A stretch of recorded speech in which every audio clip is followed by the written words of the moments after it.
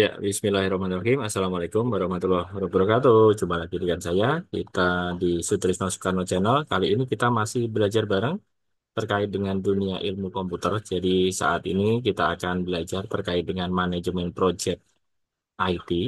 Ini dasar aja, baru pertemuan satu ibaratnya saya share ini. Nah, untuk manajemen project IT ini kita eh, akan bahas tahapan demi tahapan, mungkin nanti sampai 10 atau 15 video, mudah-mudahan dilancarkan semuanya oleh Allah. Nah, ini untuk video part pertama. Jadi, eh, pengenalan dulu terkait dengan manajemen proyek IT atau TI atau teknologi informasi. Jadi, manajemen proyek itu hampir di semua proyek ya, nggak cuma IT. Itu diperlukan agar pengelolaan proyek itu efektif dan efisien. Kemudian, bentar. Nah, kemudian perancangan, pengembangan, implementasi, dan juga pengelolaan proyek IT itu nggak mudah. Jadi kadang eh, kita nggak ngelihat hanya besarnya aja, tapi nanti kita mampu nggak mengelolanya gitu ya. Kadang banyak teman-teman yang baru terjun ke proyek, nanti begitu lihat nilainya besar, nanti langsung hijau gitu ya. Tapi ternyata saat proyek ini dijalankan bisa jadi kalang kabut, bahkan nanti ujung-ujungnya malah rugi gitu. Nah, dengan pendekatan yang tepat, penggunaan metodologi yang sesuai dan penerapan praktik terbaik dalam manajemen proyek,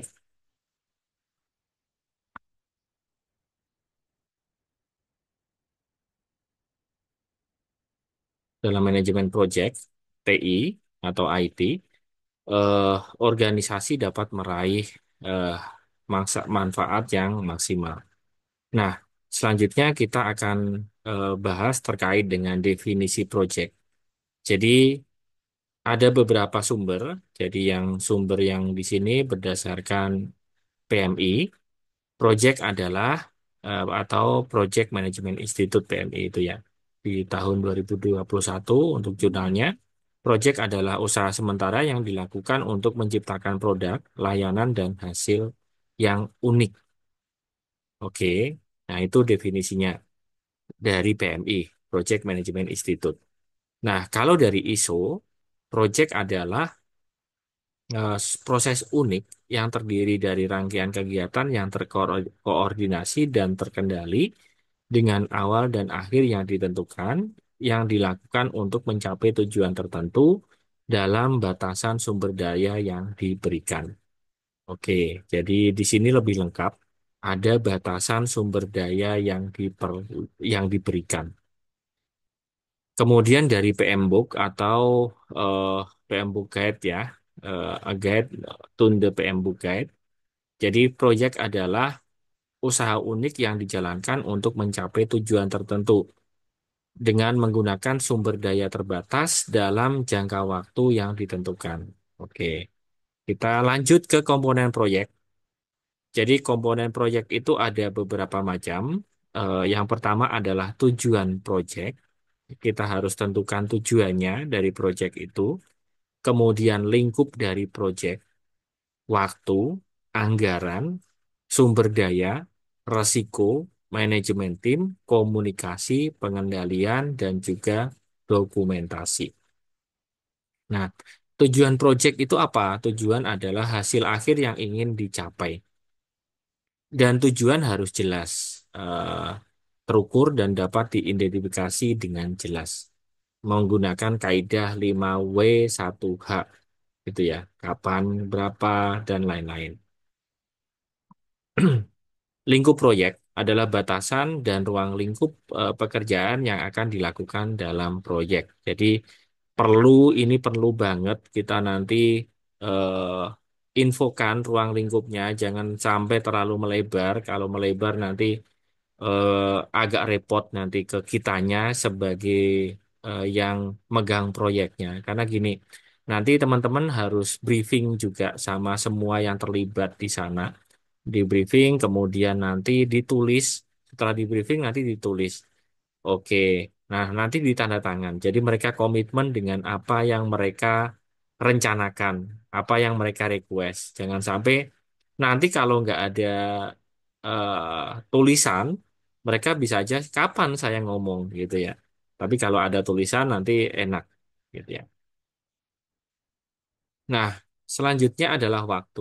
Jadi komponen ini menentukan urutan jadwal kegiatan, menentukan durasi setiap kegiatan, dan menciptakan jadwal proyek yang efektif, terukur, dan efisien. Jadi nanti ada tahapan-tahapannya atau bisa disebut timeline. Nanti teman-teman bisa pakai eh, Trello, Trello untuk nanti kalau untuk waktu itu nak timeline bisa pakai Excel juga bisa. Nanti kalau untuk nanti eksekusinya untuk tahapan-tahapannya bisa menggunakan Trello.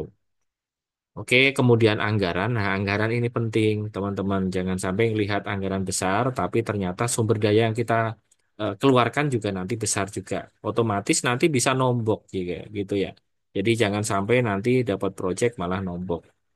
Nah, komponen ini penting untuk pengalokasian anggaran untuk semua sumber daya yang dilibatkan dalam kegiatan proyek. Kemudian sumber daya. Nah, ini sumber daya ini apa aja? Ada sumber daya manusia atau sering disebut manpower.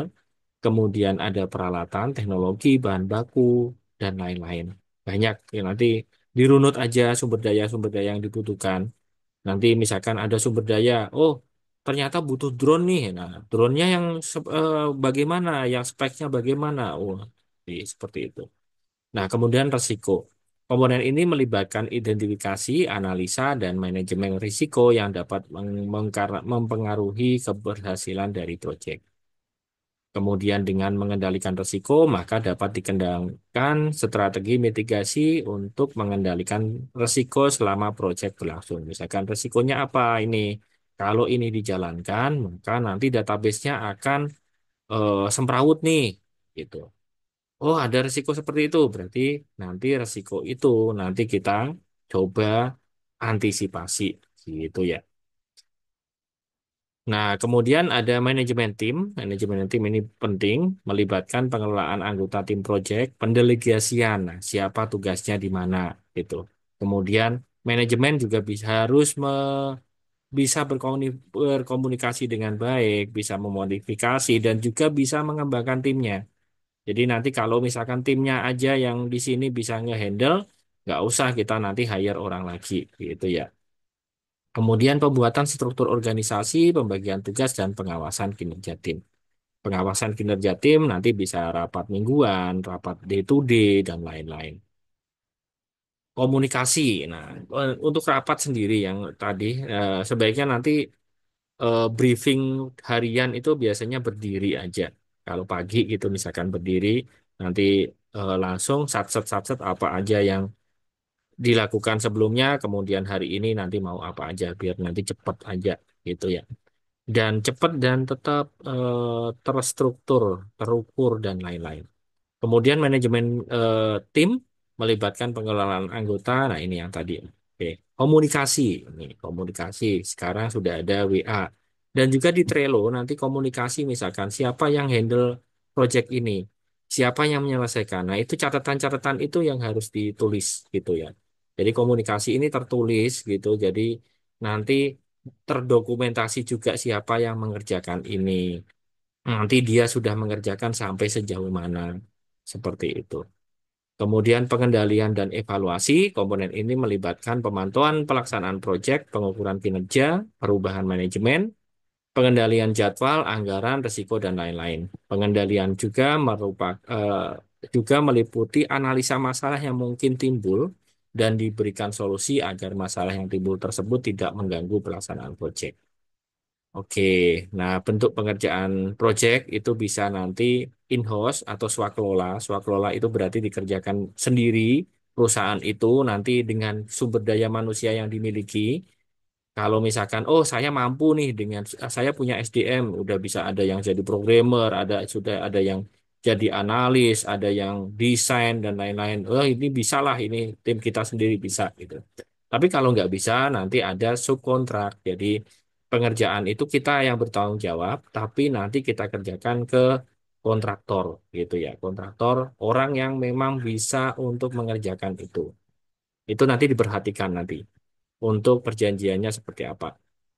Nah, faktor-faktor yang mempengaruhi keberhasilan proyek ada gimana pemimpinnya, gimana merencanakannya, gimana komunikasinya, gimana manajemen risikonya, pengendalian proyeknya yang efisien bagaimana, ketersediaan sumber daya tadi ada manpower, ada sumber daya termasuk juga dukungan dana pastinya dan lain-lain. Kemudian pengelolaan perubahan yang efektif. Jadi kalau nanti ada apa-apa, nanti kita adaptif dari manajemen itu bisa beradaptasi dan bisa menyelesaikan. Kemudian kualitas produk dan layanan, keterlibatan pemangku kepentingan, evaluasi dan pembelajaran. Nah, teman-teman kalau pengen latihan, ini bisa buat satu project IT. Ini kemudian buat perencanaan project berdasarkan komponen. Nah, ini berdasarkan ini tadi. Ini. Tujuan proyeknya, lingkup proyeknya, waktu, anggaran, sumber daya, resiko, manajemen tim, komunikasi, pengendalian dan evaluasi, dan juga dokumentasi. Oke, saya rasa itu dari saya. eh, Semoga bermanfaat. Kurang lebihnya mohon maaf. Kita terus belajar. Mudah-mudahan nanti menjadi amal jariah dan bisa mengangkat derajat kita semua.